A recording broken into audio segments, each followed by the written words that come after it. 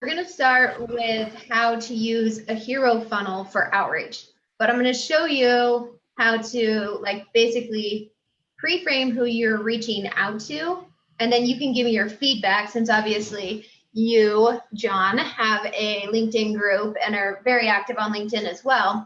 So we can talk about the way that you outreach, and then because we've talked before in the past, and the way that you and I both outreach and kind of do things is a little bit different. So Right. I'll let you kind of talk about, and you can give your opinions on the way that I do stuff, and then I'll show you how we're having tremendous success with all of the clients that accounts that we manage, how we help them to reach out to the individuals and to book appointments and move through the system very quickly. So we use a thing called hero funnels. And if you're not familiar with what a hero funnel is, then I wrote an article on it, and I will show you mine. So here is how to write a hero funnel and what exactly you're going to want to put inside of a hero funnel and why it's important to put that stuff. So with LinkedIn, and you can kind of give me your feedback, is actually, I know what your feedback is because you posted it in your group today, that you hate when someone reaches out with a pitch right away. You want to talk on that a little bit? Yeah, well, there's a few things I'd like to say. Number one, I feel like for everybody, they need to figure out how to make LinkedIn work for themselves, because it's, everybody's selling something different. Everybody has different value. And that's kind of why, like in my group, I don't like to go into messaging and stuff like that and templates and canned stuff, because I feel like they won't work for everyone. So that's number one. But yeah, number two, another thing I always tell people, you got to remember that LinkedIn is a social media network, right? Social, operative word. So when you go straight into a pitch, a lot of people, kind of dismiss that. I never in my connection request ever send a pitch. And I don't ever try to give value. I just, I make it a social message, and I try to form a connection, right? Connection message. What's your connection to this person, and why should they accept? So that's what I'm thinking about. That's what I would invite anybody to think, like, how do you in your message form that connection so people want to accept and, start a dialogue? Well, let's break that down. Let's look at some different ways that you can, rather than just randomly looking at all the different people you can connect with and just connecting. I see in all of the groups, people asking, well, how many people are you connecting with a day? Whoa, sorry. I totally moved my camera. And it's not about like quantity as is quality. So when I'm working with clients, I suggest that they don't take more than 4 appointments a day, because we're going to schedule them with 4 quality appointments. And then what we're doing is during that appointment, because we've already pre-framed, and I'm going to show you how we do that. And we've already given them all of the information on that individual in order to sculpt a really valuable conversation and to qualify them as a potential prospect. Or there's multiple ways that you would connect with someone and develop a relationship. So a lot of people, maybe like you and I, we're not going to buy something from one another because we do very similar things, but doing live events, working together, saying, hey, check out this technology, or would you be interested in going on this venture with me? We've had multiple conversations like that. So we're able to leverage each other's influence and opinions based on the fact that we have similar interests. So a lot of times you just need to qualify and identify what type of relationship you're going to develop with someone. And you can't do that unless you actually take the next step in relationship development to hop on a phone call or to invest in some time messaging them.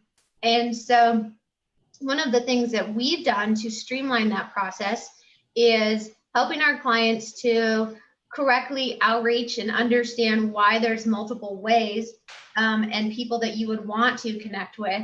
And then the next step is doing the work before you talk to those people, understanding who they are. Like a lot of people hold a certain level of influence on there. And if you're just reaching out and you haven't taken the time to even click on their profile, go through who they are, maybe Google them, and they're a very important person that you have treated or undermined their importance, then they're never going to talk to you. And so it helps to do the research, to put in the time. So if you have just booked out 12, 15 appointments a day because you're looking at quantity and you're not giving the quality to those individuals when you talk to them, then that's going to reflect poorly on you, and then they're never going to talk to you and move to the next level. So this is kind of where the pre-work and then these hero funnels help to pre-frame the conversation, because what you're doing is you're giving them options, and most people will then put themselves in a bucket as to how they want to work with you. So I see that maybe we could potentially leverage each other's influence. Maybe I could have you on my podcast, or we could do a joint venture ebook together. Like, there's a million different ways that you could work with someone, or maybe you're potentially someone that I would like to hire, or I see you as a prospect. I'm going to try to sell you what I offer because I believe that what I offer would give value to what you do. Yeah, and I think I like that point you made about the pre-work. You know, for LinkedIn, there really are two ways to go about it, being, you know, very targeted with quality, where, you know, you do all that research, you look at the profile, you see if you can find their website or, you know, where they work, whatever. You know, just to give you an example, that I remember connecting with this one guy, and he had all this stuff about Star Wars on his like LinkedIn profile. So in that connection message, I referenced Star Wars somehow, and like he immediately accepted my request.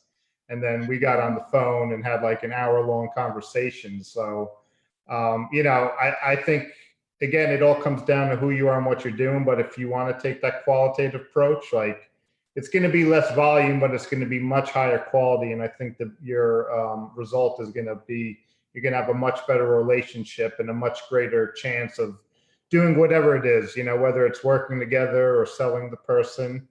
So there's that approach, which I do love. I've had success doing both, where it's just not so much where you just let like the automation run and, you know, you're trying to do volume. I think there are instances where that can work for individuals, but, you know, I love what you do, Chrissy, with just keeping it very personalized and, you know, put in that time to make it work. Because if you do that, you're going to get better results. Yeah, and I've kind of niched down into who my clients are. They're they sell high ticket items.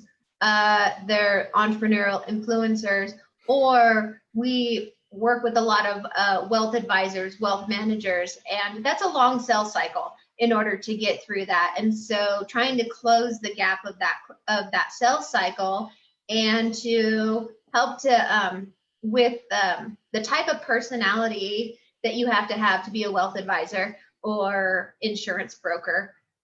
It's very analytical.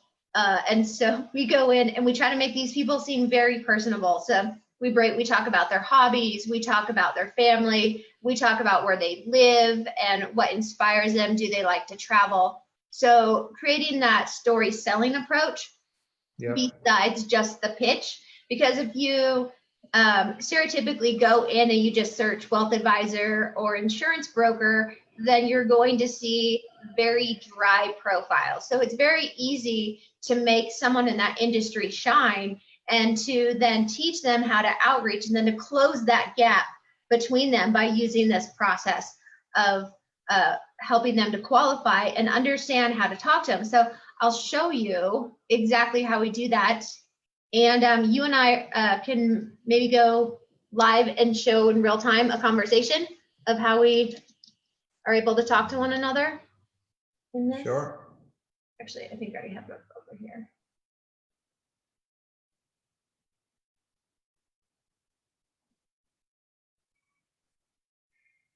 Okay. So I use a tool called Crystal Knows with for all of my client profiling. And what this allows me to do is ethically, professionally stalk John. I'm an ethical stalker, just so you know. I'm just going to put that out there. Not scary at all. Right? Doesn't Not frighten scary me. at all. And I am going to be able to see exactly what the internet. So let me explain how this works. So what it does is it goes and it scrapes your digital footprint. It's going to look at your Facebook interactions and usage, your Google. It's going to look at all of the emails you have attached to your LinkedIn profile. It's going to see what you're doing online. Based on your online presence, it's going to put together a DISC assessment.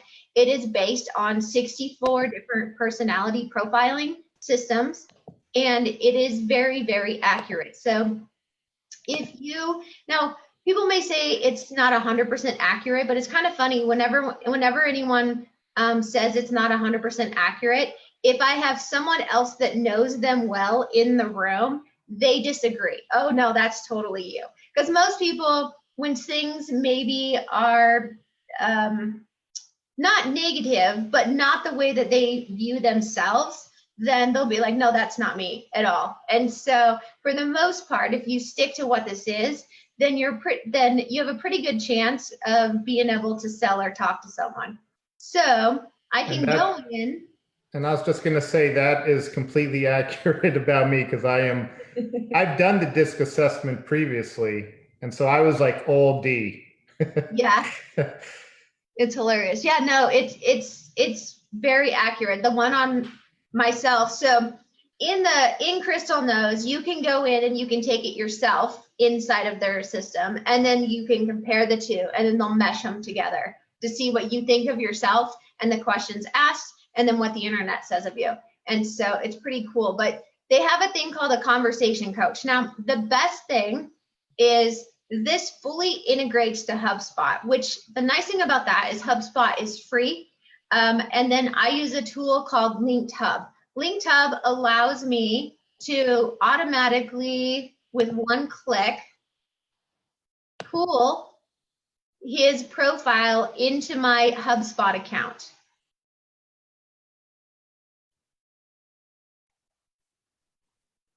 Now, Linked Hub does cost, but it's really inexpensive.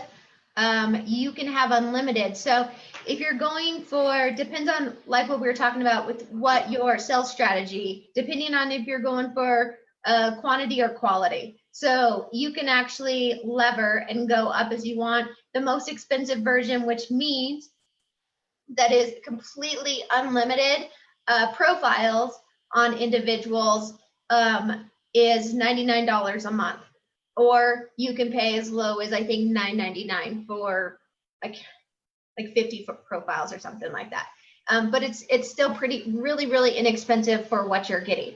Now it automatically allows me to then pull his profile over here. Now the great thing about what HubSpot does is it brings your interaction with LinkedIn, every conversation you have in real time inside of your HubSpot account.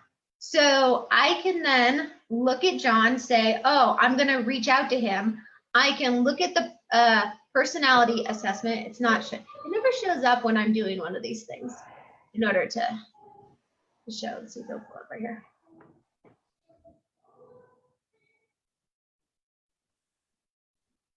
So generally it comes like right underneath your name. You just click on it and it'll automatically come up.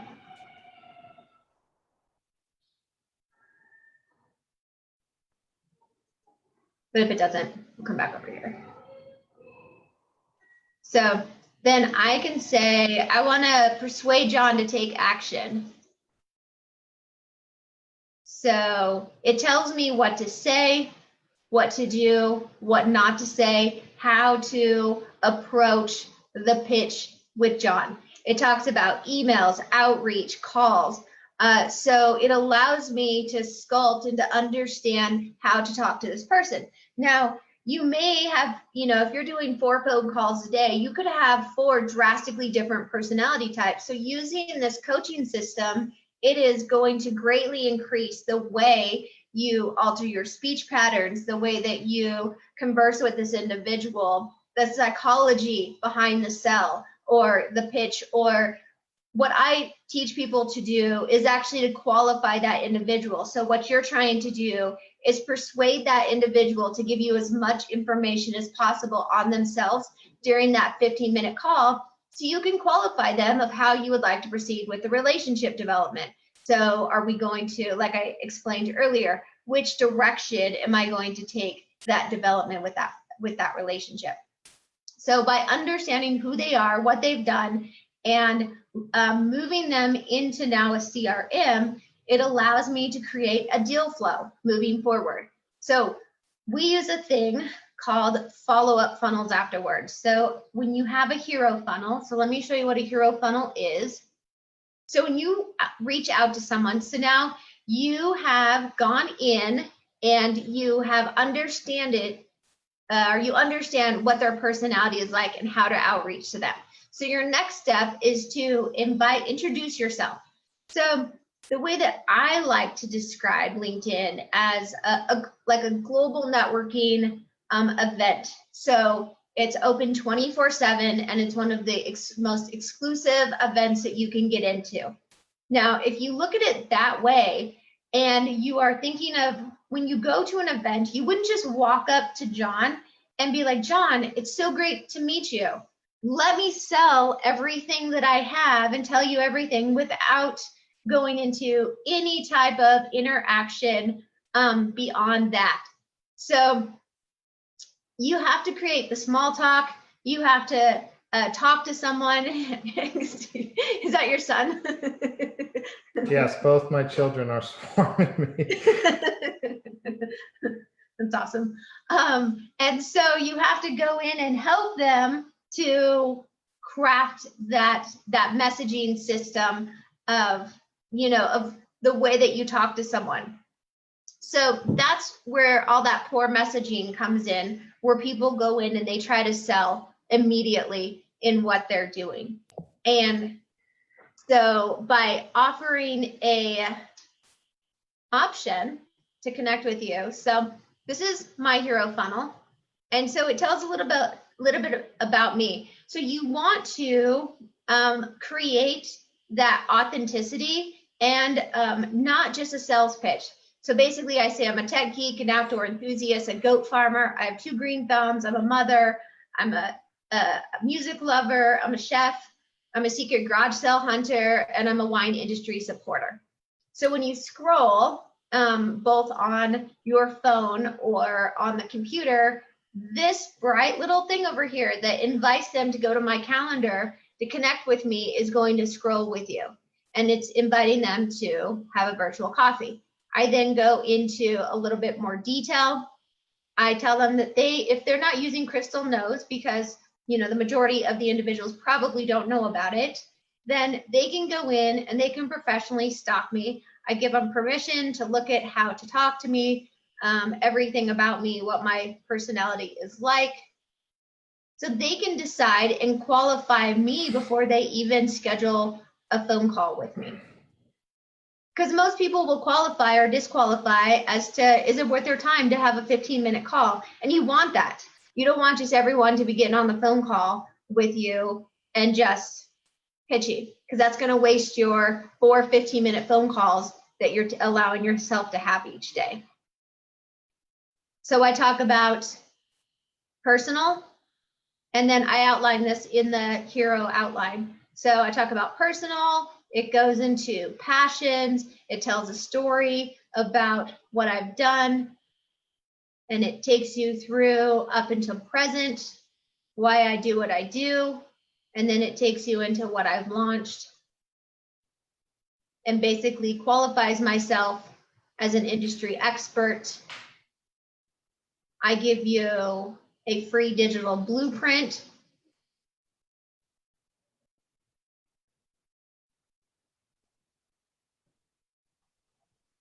So now you can come in and decide if you think that my expertise qualifies a phone call if you were looking to work with me, the clients I've worked with. So it goes in to then qualify myself further.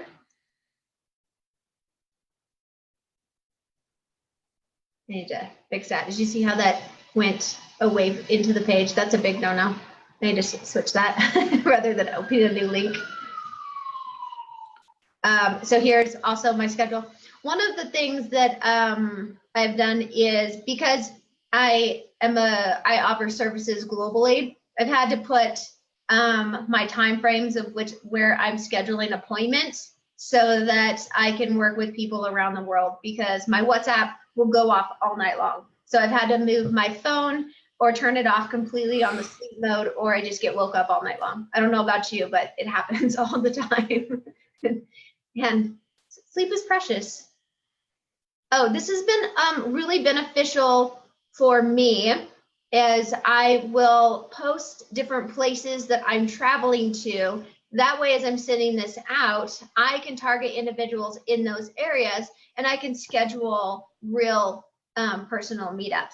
So when I'm traveling all over, last year I was in New York, I was in Florida 3 times, Chicago, San Francisco. I just, as you're traveling all over, it allows you to fill your time and meet those individuals that you've developed the virtual relationships and move it into the personal one-on-one relationships. So here I have my Facebook group. I have Collaboration Rocks. This is just a bulleted list of all of the tools and resources I like to use. So it takes you into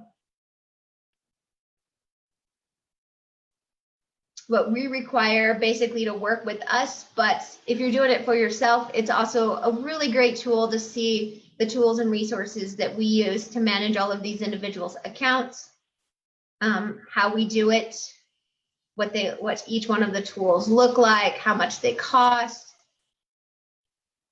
so you can understand what we do to make it work. So now, Chrissy, where in the, when and where are the prospects finding your hero funnel? Is this in your personal profile on LinkedIn, or do you send this during the connection or the messaging sequences? The messaging sequence, yeah. So you connect with someone, and then basically we thank them for wanting to connect with us and say, hey, if you're interested in getting to know one another, here's a little overview of myself and what I do. Please send me your information, and we can see if we can how we can socially support one another. So my big thing is social selling, social collaboration, social marketing. And then another thing that I do is I qualify them to put them into my LIM pod, which is the engagement pod. So how much content are they putting out? Who is their following? Identify who their connections are. Do we have similar audiences? So that's huge for understanding. So when I bring on clients, I educate them on what engagement pods are. And so when they get on these phone calls, that's one of the things on the checklist that they're trying to qualify someone for. So they go through a checklist that we give them. So it's not a template to sit out. It's a checklist of, okay, as I'm getting to know someone, these are the things that would qualify them. Then I can put them in whatever bucket they would go in as to how we could work with one another. And then obviously I have my ultimate sales funnel, which takes them into signing on as a client with us. So I have this put out as the different ways to work with us, to work with me. And so it allows people to then put themselves into a bucket of where they want to work with us and how to move forward with that process. So I do this for all of my clients. Now you got to think about, this is mine, and everyone has a different. So we work with a lot of individuals. And so every one of these hero funnels is completely different of how you approach it. So you got to think that a sales funnel or a sales flow or creating your hero story will literally work for any industry. All it is telling who you are and what brought you back. I was interviewing a guy a couple days ago to write his hero funnel for him. And he had stepped away and went into a different industry. It was all sales though. And serving people and building relationships. And I was like, that's just because you weren't in the literal finance, it doesn't mean that we can't create that experience and expertise of serving, of understanding what to do with relationships, how to create that momentum for an individual, and then to craft a blueprint. You were still writing digital blueprints for individuals' success, just in a different industry. So it doesn't mean that you're any less qualified. It just means we have to tell that story correctly so that people can move through. So it's crafting your story. It is not frowned upon. It's actually looked positively as the fact that you have had diverse experience. People don't go and they just stay in one job like maybe our parents and grandparents did for their entire career and then to retire from that position. It doesn't happen. It's very rare when it does happen. So having that diverse experience is actually a positive rather than a negative. So a lot of times when we're writing these hero funnels is teaching people that, and then bringing your personal experiences. Have you had tragedy or crisis? Those aren't negatives, those are learning experiences, which are very positive. So bringing that in and getting people to be a little more giving in what they're willing to share with the individuals rather than trying to hide any type, because eventually that type of stuff is going to come up. So you might as well create and tell it the way that you see it rather than them hearing it, from a third party. Yeah, and I think being genuine and forward, and showing, having a little bit of vulnerability, most people resonate with that sort of thing, right? They're not going to look at your profile and then start like insulting you.